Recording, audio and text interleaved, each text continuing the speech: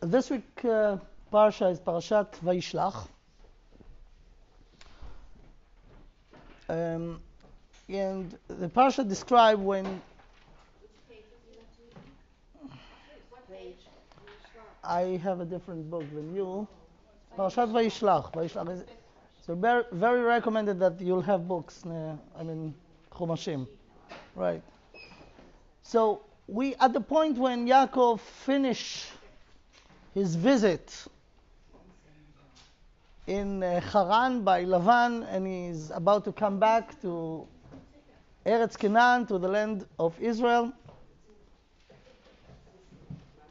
He was away for 34 years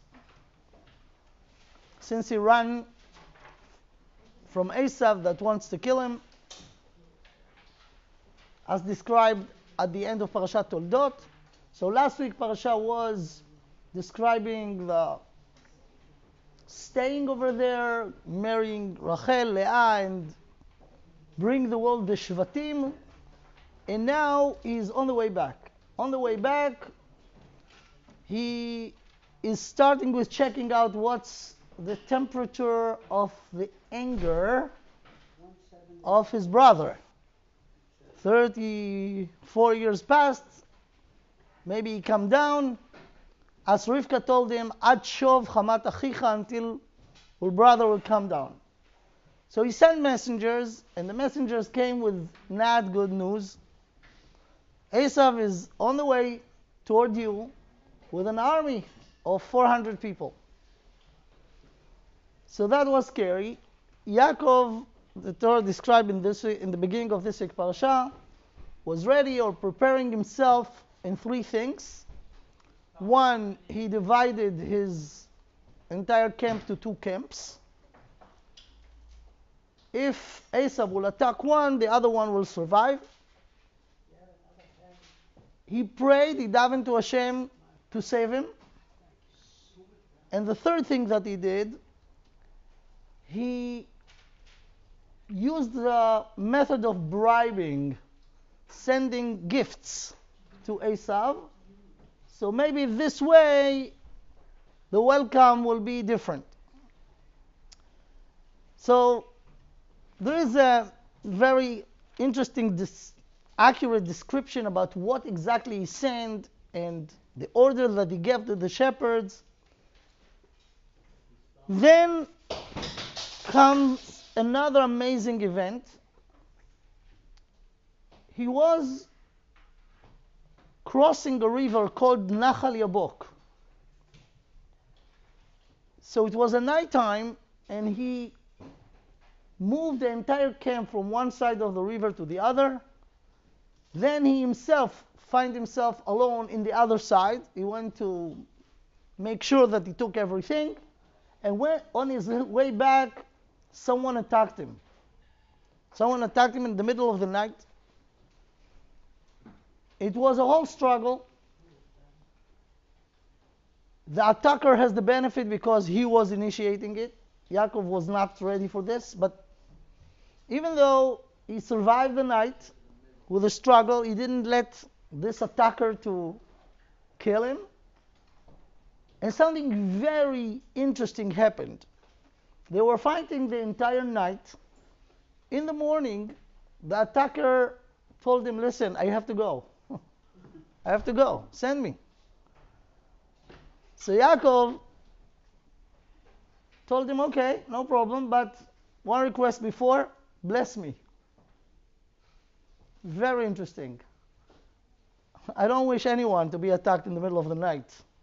But if you do, and you survive to the morning, and in the morning the attacker will tell you, let me go, take him to the police. Don't just let him go. And for sure, what is the funny thing? Bless me. And then another amazing thing happened. The attacker asked him, okay, you want me to bless you? Give me your name. Right? How do you do bracha? Give the name. What do you mean? You came to kill him, right? You do not know the name? Maybe you're attacking the wrong person. And Yaakov gave him the name. It seems like naturally, okay, you want my name? This is my name. And then he told him, no, your name going to be changed from Yaakov to Israel. And this is a big thing, big thing.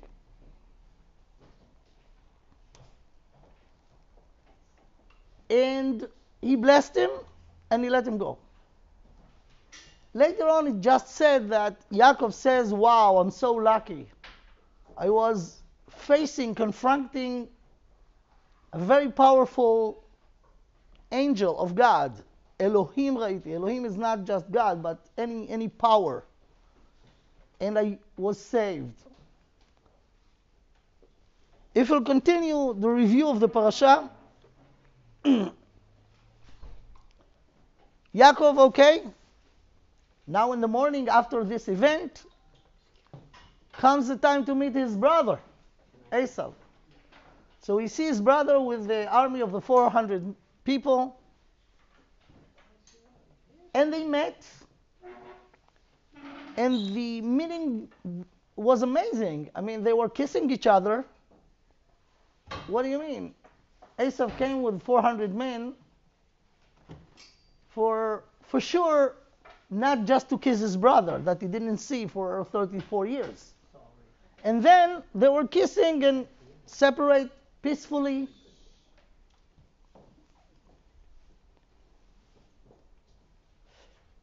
The parasha continues and says, be aware of this. It seems something not important, it's very important. After Yaakov separated from his brother went back to his place. The first place that he approached was Shechem. Remember this. Shechem. Shechem is a city in the north of the Samaria place of today, Shechem. And if you remember, when Abraham came first in Parashat Lech Lecha, the first place also was Shechem. It's mentioned in Parashat Lech Lecha. Then in Shechem, something terrible happened. Yaakov didn't finish his problems. He was by Lavan. Lavan tricked him. Then he was scared to death from his brother, and he passed that. And then finally he came to Shechem. What happened in Shechem? The rape of Dina. This is a big event. Actually, I want to talk about this, but let's finish the review. The end of the story was that it was a big revenge that the brothers of Dina, Shimon and Levi, did. They actually killed the entire city of Shechem. We will see it in details later. Then Hashem told him, keep going, and he went to Bet El. From Shechem to Bet El, a little bit south, close to Yerushalayim. Over there, he made a mizbeach, an altar, and thanked Hashem, and Hashem promised him again that he's going to give him this land to him and to his descendants.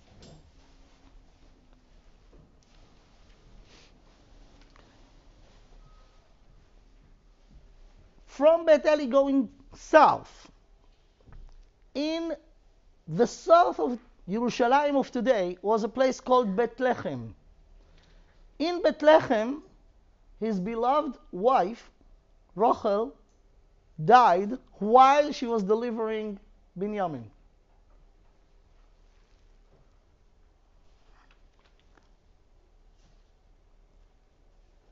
Then to the end of the parsha, there is a big section that describes Esau and his descendants. Who are they? Where they live? Now, we have to know, after we learn Torah, especially this group that comes here every week to learn the parsha, the Torah are not stories.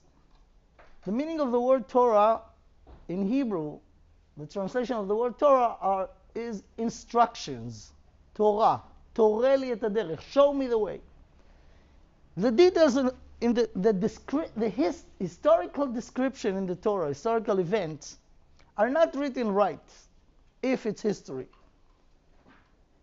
Everyone could see that many important details that we really want to know are missing. And things that seems to us trivial and who cares, the Torah repeat and make a big deal about. So it's not history for sure. Every detail that in the Torah came to teach us something. And if we know how to learn it, we're going to gain a lot. Okay, so that was the review. Now let's go and talk about the heavy stuff in this big parasha. There is a Ramban.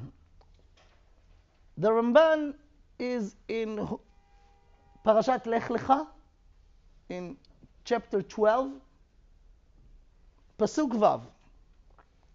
The 6th verse of chapter 12, there is a very important Ramban. The Ramban bring the Midrash. And the Midrash, it's Midrash Tanchuma that says, Maaseh Avot Siman Lebanim. Avraham, Yitzchak, and Yaakov are the forefathers of the Jewish nation. They're called Avot, Av. The title Av come to a person by who give us our title, father, mother, our first child. Before that, we are not fathers, not mothers, right? Now there is a rule. Because the children come from their parents, there is nothing in the, it's like branches that come from a tree, they come from the root. So there is nothing in the leaves, the branches, that has no source in the root, in the tree, right? So this is the idea of Maaseh Avot Siman Lebanim. Why the Torah, the entire Sefer Bereshit, almost, the most of the Sefer Bereshit, described in details what happened to Avraham and what happened to Yitzchak and what happened to Yaakov and to the Shvatim and Mechirat Yosef and all of this stuff. How all of this is Torah? The answer is it's very much Torah because, and that's what Chazal says in the Midrash, anything that the Torah describes about what happened to the forefathers gonna appear in the history of their children somehow. And even the small details that seems to us so trivial and so who cares, they are very significant. If you want to understand the history, and our history is very unusual. I'm talking about the Jewish nation history. Everything that happened, all those unusual things that happened to us in the history are in the stories, quote, quote, that the Torah says about the Avraham, Yitzchak, and Yaakov.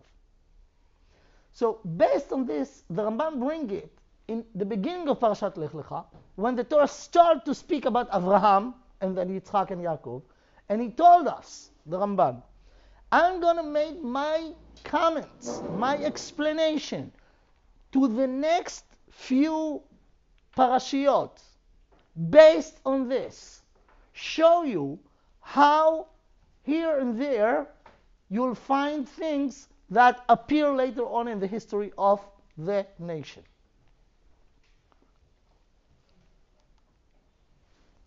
So, I want to mention one thing that he mentioned about Avraham Avinu, and we mentioned that before. The Torah says, and this is where the Ramban is speaking about, in chapter 12, verse 6. Pasuk Vav, Perek Yud Bet. Vayavor Avram ba'aretz ad mekom Shechem. When he came first to Eretz Israel, after Hashem told him, Lech lecha me'artzecha, he went, and the first stop was in Shechem. Ramban says something very interesting. Vayavor Avram ba'aretz ad mekom Shechem, hi ha'ir Shechem. Ken, ze shem ha'makom hahu. This is the name of this place, Shechem. And the Ramban mentioned there, Ushchem ben Chamor al Shem Iro Nikra. Shechem ben Chamor, that is the quote hero of our parasha, in Parashat Vayishlach. When he was born, his father called him on the name of Shechem. Why Ramban mentioned this, and actually quoting Rashi, by Avraham Avinu? Shechem ben Hamor, that's going to be later, 2 generations after. Look at this. Says the Ramban, ושכם בן חמור על שם עירו נקרא, וכתב רש"י, רמב"ן, quote רש"י, אברהם נכנס עד מקום שכם. When Abraham came first to Eretz Israel, he went and stopped in Shechem, להתפלל על בני יעקב, כשיבואו מן השדה הצעירים.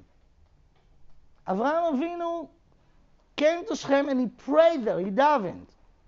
What about? About an event that's going to happen in 2 generations from now at the time of Yaakov Avinu.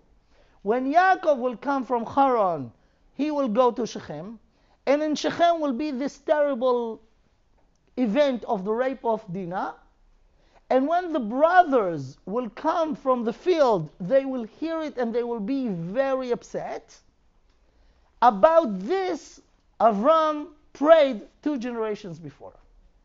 Ramban brings this there. If you look at Rashi, there, chapter 12, verse 6, ויעבור אברהם בארץ נכנס לתוכה. He came to the land. עד מקום שכם, so this is a quote from Rashi, להתפלל על בני יעקב כשיבואו להילחם בשכם. To pray for בני יעקב, meaning Shimon וLevi, when they will fight Shechem. Now, here start an amazing thing. Pay good attention, you're going to have a lot of benefit from it.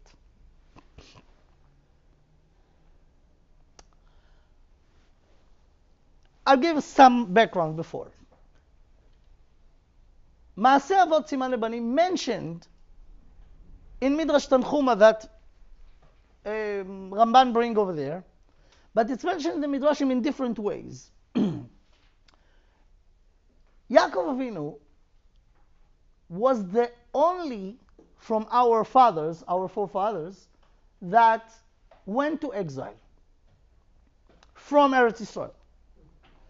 Avraham was born outside of Eretz Israel, and he came to Eretz Israel and he stayed there. Yitzchak was born in Eretz Israel, never left the country. Yaakov was the one who went to exile because of his brother Esav. Now, Esav is the father of Edom. Edom is Rome. So when Yaakov went to exile, he went to exile as Yaakov the person, but he went to exile as the father of the Jewish nation. So this is the beginning of Maaseh Avot Siman Lebanim. Yaakov, with his going away from Esav, anything that's going to happen to him in exile for him will appear in the descendants, the nation.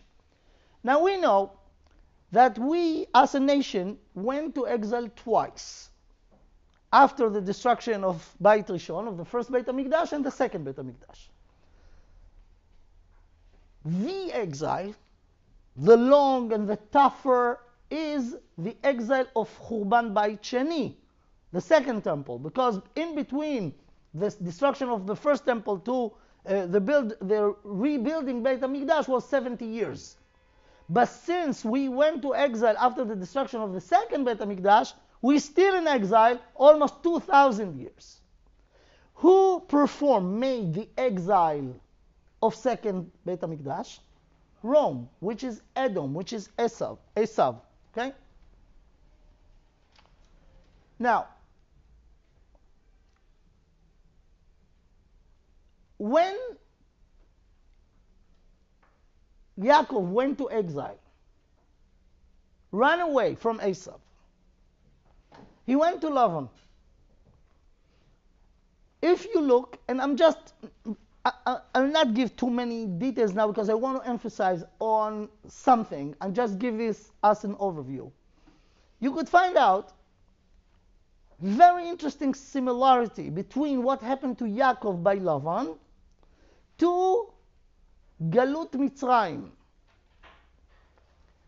In Mitzrayim, the nation becomes a nation in Egypt.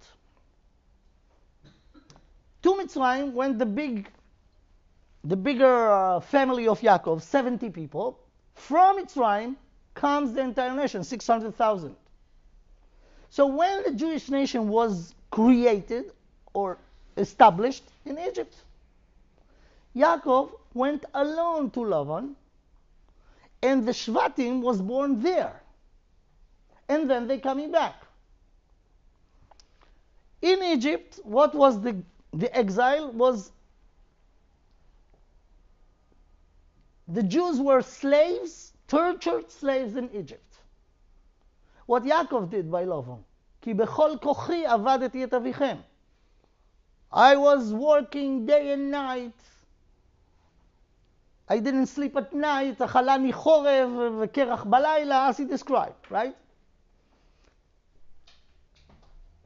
Yaakov ended up fed up from the tricks of Lavan. How he left him? He ran away. He didn't tell him that he ran away. After 3 days, Lavan discovered that Yaakov is not there, and he ran after him, and he met him when? In the 7th day. What happened in Egypt? ויגד למלך מצרים כי ברח העם, after 3 days. And he ran after them, and he met them in the 7th day. Wow, interesting. I don't understand what you're saying. You're saying that in Egypt, who was in Egypt after 3 days and saw who? When the Jews left Egypt, go to Exodus, right? When the Jews left Egypt, it says, ויוגד למלך מצרים כי ברח העם. And the Pharaoh, the king of Egypt, was informed that the nation ran away because they told him we're going only for 3 days, right? So it was 3 days, and after 3 days he started running after him, and when he met them in the 7th day, the Shvi Shel Pesach, that was Kriyas Yamsuf. By Yaakov, it's the same thing. Look at this. He ran away for 3 days, and then Lavan realized this, chased him, and after 7 days he met him. Right? Interesting. So you see, now I want to show you something really good, really big. Esav was threatening Yaakov. When Yaakov heard that he came with the 400 men, what Yaakov was afraid from? Yaakov was afraid, what was his, he was scared that, pen yavo vehikani em albanim. He's going to kill me and the mothers and my children. Right before we finished the 70 years of the exile in Babel, was a decree of a descendant of Esav, Haman ben Hamedata Ha'agagi, from Amalek. Amalek was the grandson of Esav. What Haman wants to do? להשמיד, להרוג ולאבד את כל היהודים. And it happened right before we came back. It was 2 years before the end of the 70 years, right before we enter the land of Israel to rebuild Beit Sheni. Right? Here, Esav gonna meet Yaakov, and Yaakov afraid that he's gonna kill him, Em Albanim, the mothers and the children, right before he crossing Ma'avar Yabok to go back to Eretz Israel. Go to the history. Now what happened after that? After we were in Babel, 70 years, and then the Persians let our blood to Haman, Nechtam betabat HaMelech, go away, you could kill them. We came to the land of Israel in the beginning of Beit Sheni, under the rule of the Persians. 34 years after came the Greeks. And the Greeks was ruling the land of Israel as a superpower for 180 years. So we're getting close to Chanukkah, and I want to talk about Chanukkah now. Soon you will see how it's connected. The Greeks, right after we came, 34 years out of the 420, the Beit Sheni was exist. The Greeks started with Alexander the Great in the beginning and ended with Antiochus 180 years after. Ended by Chanukkah, by the fight of the Maccabees against. Okay. Now let's analyze a little bit what happened in Chanukkah.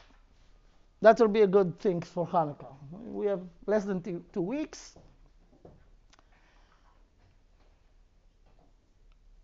If you want, look over the decrees that the Greeks made over us. But you know what? Even before, there is a pasuk in Nevuat HaTochicha in Sefer Vayikra. In Vayikra, at the end, the last parasha of Sefer Vayikra is Parashat Bechukotai. In Bechukotai Telechu, Hashem says to the nation, if you will follow my rules, you will stay in the land. If not, you're going to go to exile. So the last few psukim in the Tochicha says the following. If you will not keep our agreement, Hashem said, and you will not follow the Torah, you're going to go to exile. It will be a lot of problems. And at the end of it, you'll be out in exile. Because you are breaking the covenant, right? But Hashem said at the end of the Tochicha something amazing. He says the following, ואף גם זאת, בהיותם בארץ אויביהם, לא מאסתים ולא גאלתים לכלותם, להפר בריתי איתם, כי אני השם אלוהיהם. This is the pasuk. I'll say it again and translate it. ואף גם זאת, and even though, בהיותם בארץ אויביהם, if they will break the covenant, and I'll have to punish them that they will go to exile, בהיותם בארץ אויביהם, when they will be in the land of their enemies, לא מאסתים, Hashem said, I will not leave them alone, ולא גאלתים לכלותם, I will not let them to be eliminated, להפר בריתי איתם, כי אני השם אלוהים. Meaning, I will never break the covenant. Even if they will break it, I will not break it. Meaning, I'll punish them, but I'll not let them to be finished, to be eliminated. This is the promise that Hashem says. Where is that? Where? Vayikra, Leviticus 26. Leviticus 26, verse 44. פסוק מ"ד, ואף גם זאת, בהיותם בארץ אויביהם, לא מאסתים ולא גאלתים לכלותם, להפר בריתי איתם, כי אני השם אלוהים. Now look at this, it's deep a little bit. The Gemara in Masechet Megillah, in Daf Yud Aleph, says the following. The Gemara bring a baraita on this pasuk, and the Gemara says the following. It says in the pasuk, לא מאסתים, לא גאלתים, לכלותם, להפר בריתי איתם. 4 things. לא מאסתים, לא גאלתים, לכלותם, להפר בריתי איתם. Says the Gemara bring a baraita, that it's refer to the 4 exiles that we have. לא מאסתים, at the time of the Babylonians. ולא גאלתים, בימי יוונים, at the time of the Greeks. לכלותם בימי המן. לכלותם is to finish them. המן wants להשמיד, להרוג ולאבד כל היהודים. להפר בריתי איתם in the times of the Romans. כי אני השם אלוהים, in the future, I'll send the Mashiach and I'll redeem them. Okay? So that's what the Gemara bring. Why it's so interesting? Because if you look at the history, you find out that the Babylonians destroyed the first temple, Beit HaMikdash, and took us to exile. The Persians was ruling over us when we were there after the Babylonians. You have to know, it was the 70 years between the destruction of Beit Rishon to the rebuilding of Beit Sheni. 52 years after the destruction of Beit Sheni, then the Babylonians went down as a superpower, and instead of them came the Persians. So the Persians became a superpower while we were in Galut Bavel, in the exile of Babylon of the 70 years. The last 18 years was under the Persians. 2 years before we came back to the land of Israel was the story of Haman by the time of Ahasuerus, but it was under the Greeks, the Persians. Okay?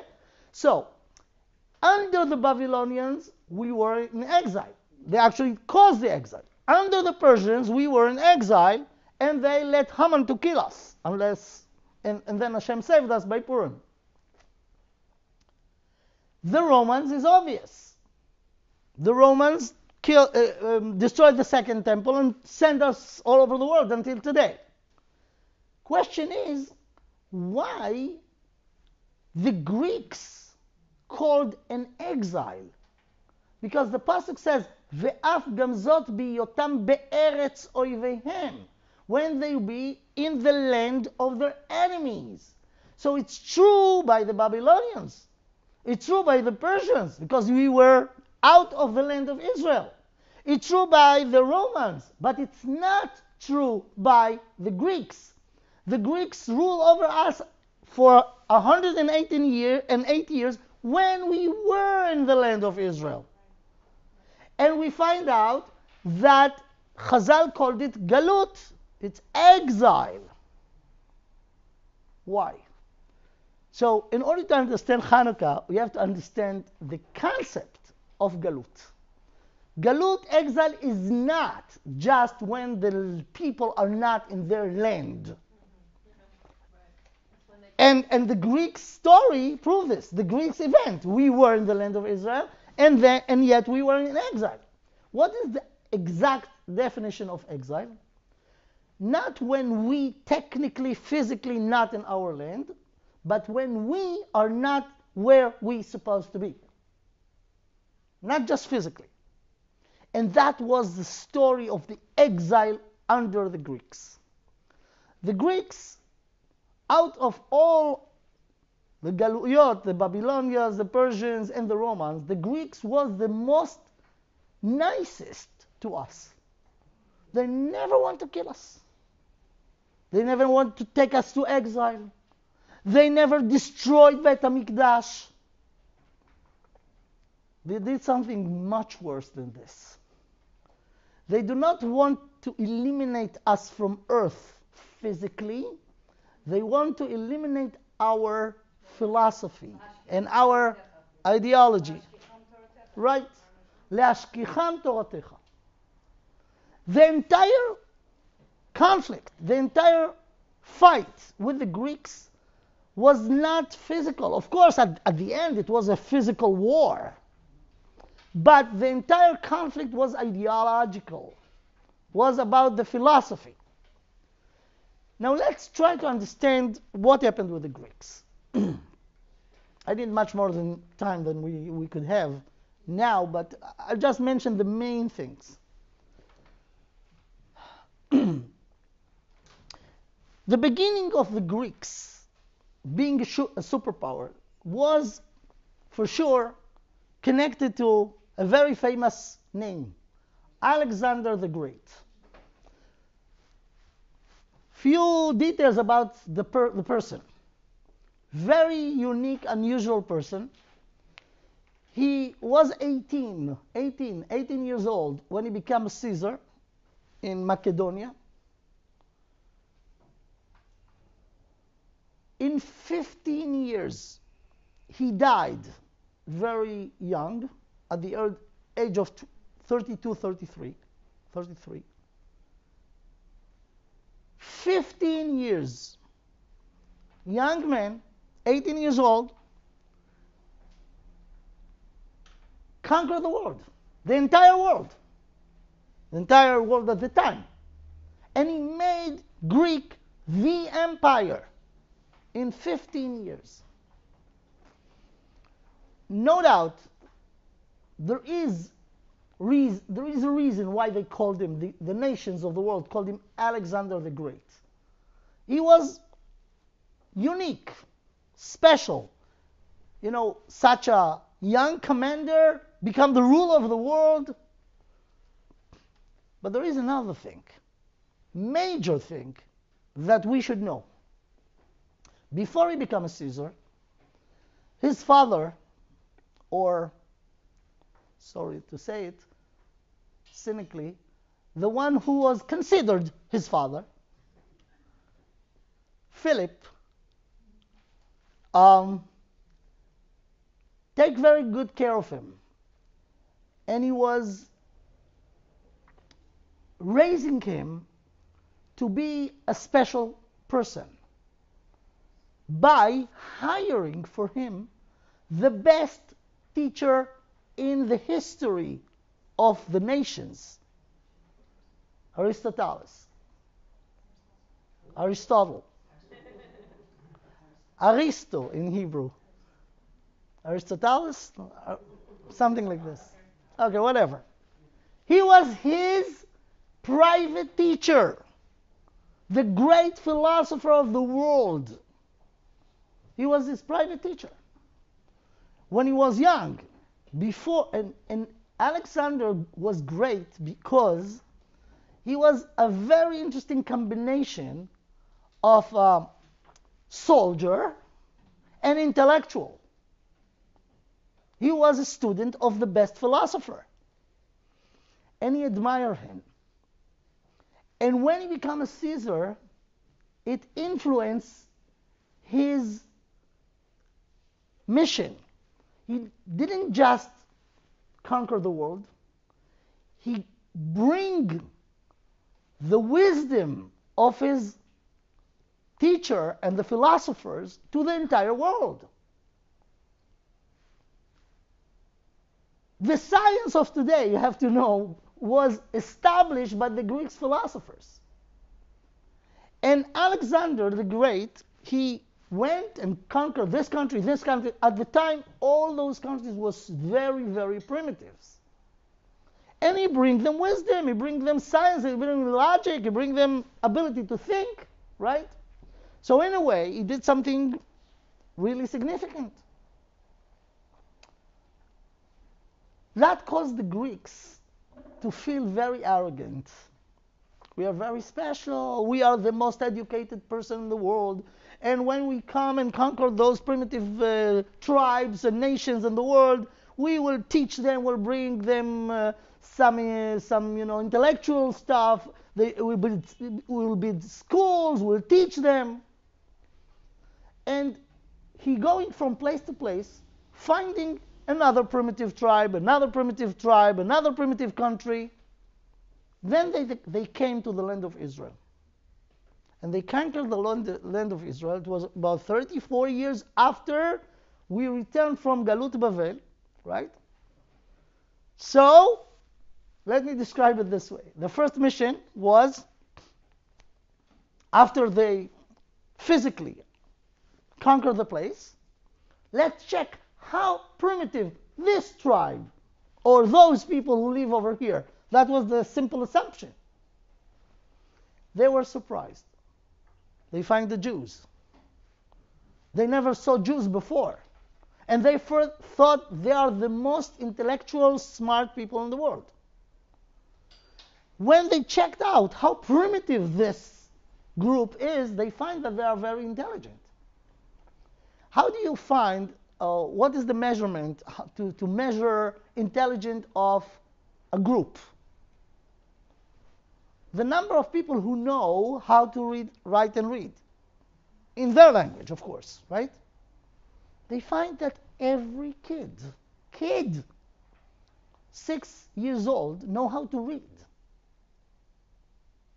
Because we learned alphabet from the Cheder, right? They was in shock. In Greek, only the philosophers and their disciples, their students, know how to write and read. Here they find an entire nation knows how to. Now, reading and writing are a reflection of the intelligence. And they see that they have something very smart to say. They are smart guys. So, after they woke up from this shock, they say, okay, if so, it will be much easier to Hellenize them. Why? Because they're smart, they have it. So let's just teach them how to be modern, right? They find out that the Jews are very smart and they have very logic approach to life, but something was not right. They find out, let me say it this way, They search few areas. Let's start from the funny one. They find out that the Jews are very healthy in food. They're not eating everything. They're very picky. They're not almost eating animals at all, but certain. They're not eating pork and the other stuff. Certain thing. Now they were very curious. They find out that the Jews love food. And they have a very interesting, rich kitchen with a lot of varieties of food. But there are things that they're really picky about. And they were curious what was going on. Why? So they came nicely to check out the philosophy of the food of the Jews. We find out that you are not eating pork. Could you explain? The Jew was in a problem to answer this question. If the Jew will say, as many Jews will say today, you know what, we're not eating pork. It's not healthy. That an answer that the Greek could understand. Okay, you claim it's not healthy. Let's make researchers. People who eat pork, not eat pork, who have more healthy life. Something that we could check in our laboratories, in our science way. Okay? But that's not the reason. What is the proof? I have very simple proof. The reason not to eat pork is not because it's not healthy. Why? I know many non-Jews, and unfortunately some Jews, who eat pork and they are healthy like pigs to 120. So you cannot prove it that it's not. If you keep it in the right conditions, it will be fine. So when the Greek asked the Jew, why do you do not eat those kind of animals? The Jew hesitated and he said, remember, they are the rulers, we are the slaves, we have to be polite, right? Cannot be too... But the Jew has no choice after he was asked this question. So he said to the Greek, there is a reason, but you are not going to understand it. What? How dare you? You mean that there are things that you understand and I don't? I mean, talking Jewish versus Greeks. The Jewish person said, you know what, you want me to answer? Okay, fine. There's nothing problematic with health about this. It's just not kosher. Kosher. What is kosher? It's not connected to health, so what is it? The Jew said, I told you, you're not going to understand this. You cannot check it in laboratory. Laboratory is very good to check physical things. This is not physical. It's something spiritual. Spiritual. Here the Greeks start to be suspicious. I thought you were intelligent. I thought you logic. And you prove it in many areas in life. But here you're talking about spirituality. What is spirituality? No such a thing. No such a thing. What do you mean kosher, not kosher? That's one area. Other area is, they look at the Jews, they found out that the Jews love money. And they're willing to do some effort in order to get money. They're working. But one day in a week, they're not working. So at the time, today it's very popular, but at the time it was crazy. Mathematically, if you make, let's say, $1,000 a day, so if you work 6 days, $6,000, 7 days, $700, right? Not 100, 1,000, $7,000. So you love money, you're not working one day. Should be a good reason for this.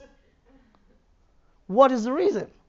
Now, if the Jew will tell him what now the world know, that's not the reason for Shabbos. You know what? We find out that a machine that works non-stop has less production when you give it a break. That is logic. A Greek person could understand this, but that was not the answer. So again, the Jew has to answer, and he is in a problem. So he said again to the Greek, there is a reason, you're not going to understand it. Again, what is the reason? Shabbat Kodesh. It's a holy day. What do you mean holy day? What is holy? Can I understand? Can I check it out in my... No. Your way to check out things are a laboratory. This is very good to check physical thing. This is not physical. Oh, another spiritual. Now, you have to understand, the Greeks went from place to place and they find so many primitive tribes that believes in spiritual things that for the Greeks was a pure nonsense. And they write, pure nonsense. And now they find the Jews that from one side, on one hand, they are very smart. And they themselves also has this funny things like kosher, like Kodesh, Shabbat Kodesh. Then, the last thing, they came and, they are very into culture, and they are very polite, and, and they open-minded. They heard about the temple in Yerushalayim. So they went to the temple to see the temple. And they asked the servants, the Kohanim, to show them the Beit HaMikdash. So of course there are places in the Beit HaMikdash that Goyim are not allowed to go in, but they are now the rulers, you have no choice. So imagine a group of professors came from Athens University to check out the cultures of the Jews and their famous temple. So they took him to Beit HaMikdash and showed them everything. And then imagine the group, let's say of 10, 15 professors comes to learn about how they operate the system. They came to the menorah. There is a menorah there, right? 7 Shivat HaKanim, Menorat Shivat HaKanim. What do you say Kanim in English? Branches. So, explanation. So, the Kohen explained to them, we light the menorah with pure oil of shemen zayit, of olive. Only the first drop is good. After that, it's mixed with other stuff, so we're taking for doing something else, but not to light the menorah. The menorah should be the light should be very clear and very pure. They were really amazed. It's beautiful. Imagine that while they got the explanation, one of those professors sent his hand to touch the menorah. The Jew almost fainted and screamed, Don't touch it! The group of the Greeks says, why? And again, the Jew is in a problem. If you will touch it, I could not light the menorah. Why? It's gonna be tameh. Tameh. What do you mean? What's tameh? There is something in my touch that will make it impure? So he told them, this is not something physical.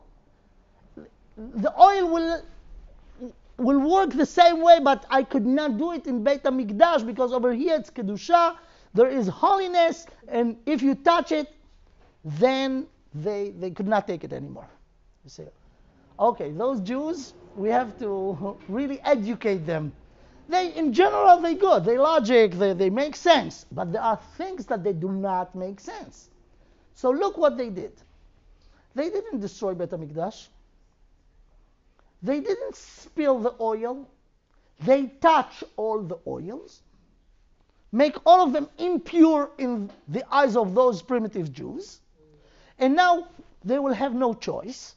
They will light the menorah with this impure light, and they will see that it will work the same way, and slowly but surely will take them out of this stupidity.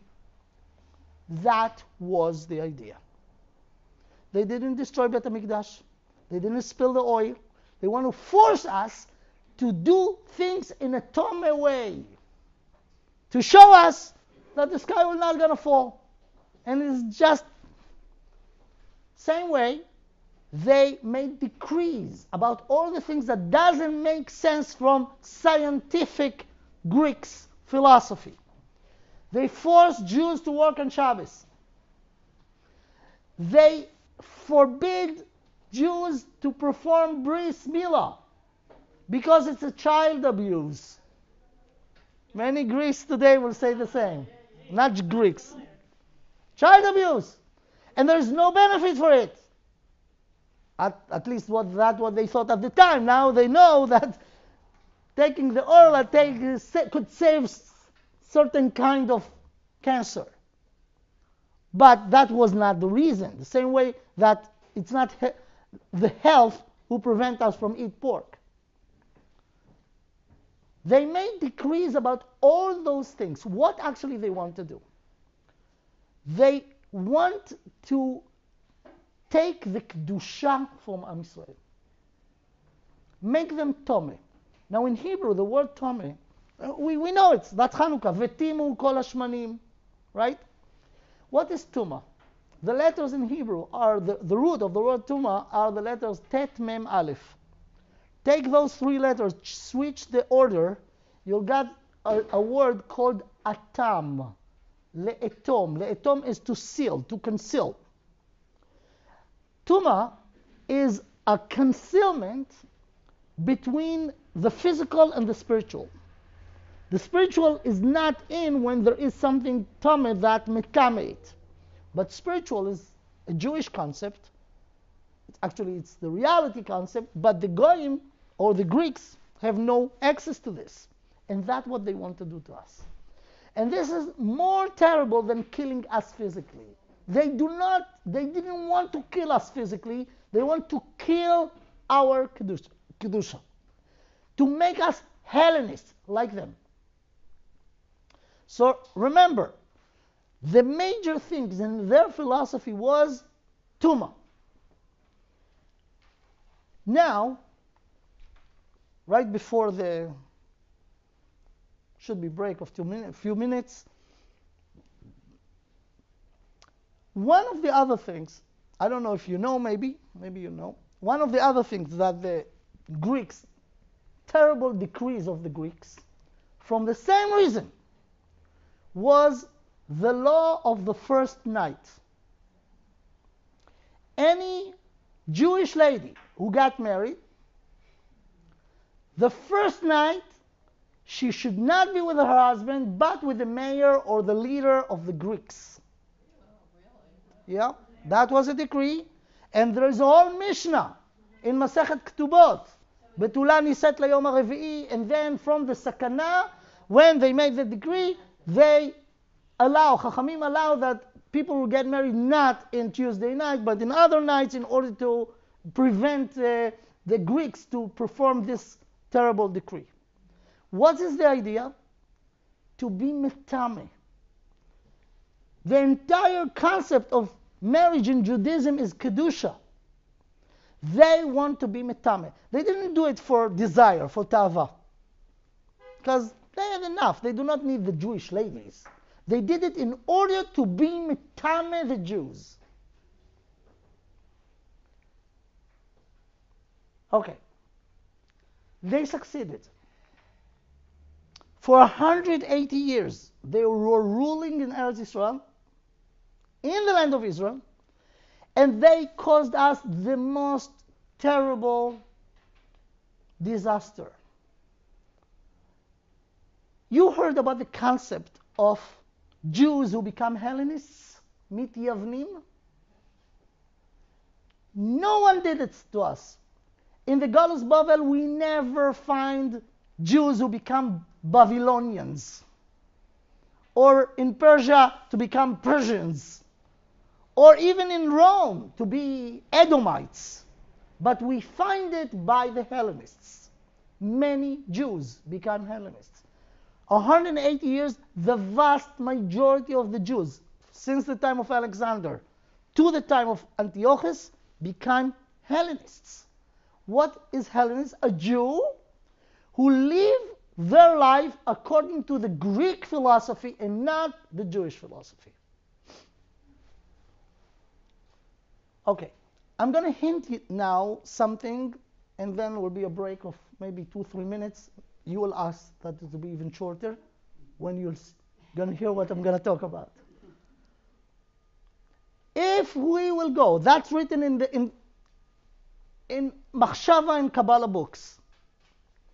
If we will go to, in this week Parsha, to the story of Dina, it find out that all the elements that happened by the Greeks, by Maise Avad Siman Labanim, happened in the story of Dina.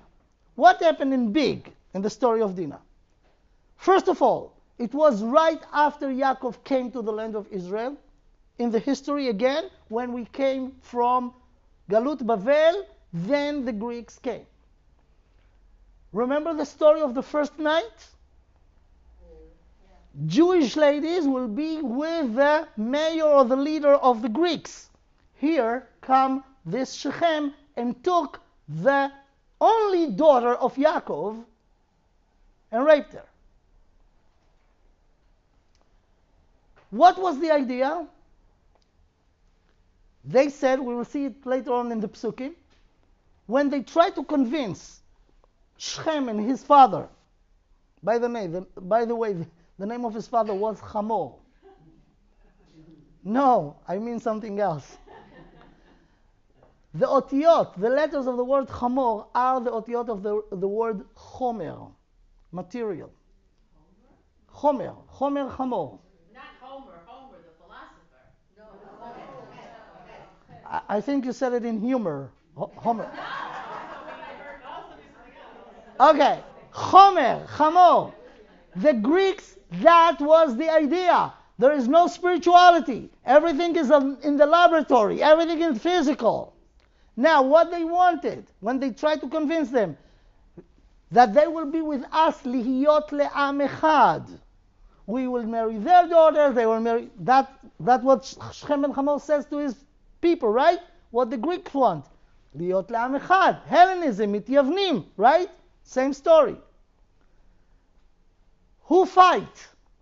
Shimon and Levi. There were two against the entire city of Shechem, right? Rabim beyad me'atim.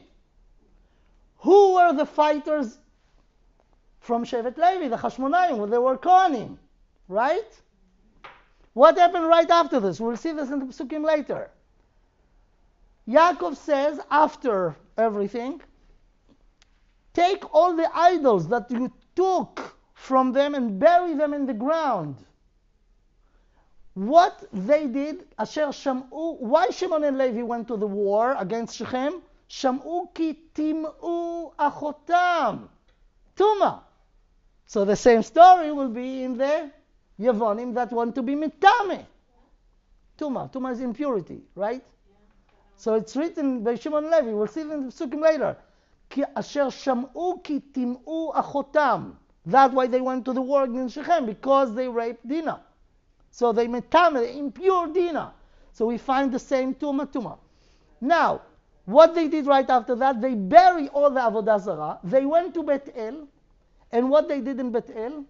Mizbeach, Chanukkah Mizbeach. And Yaakov bring a stone, Vayitzok alea shemen. Is the shemen, the oil of the menorah. See how many similarities? We will see this after the break. We'll have a short break, and after that we'll see this inside.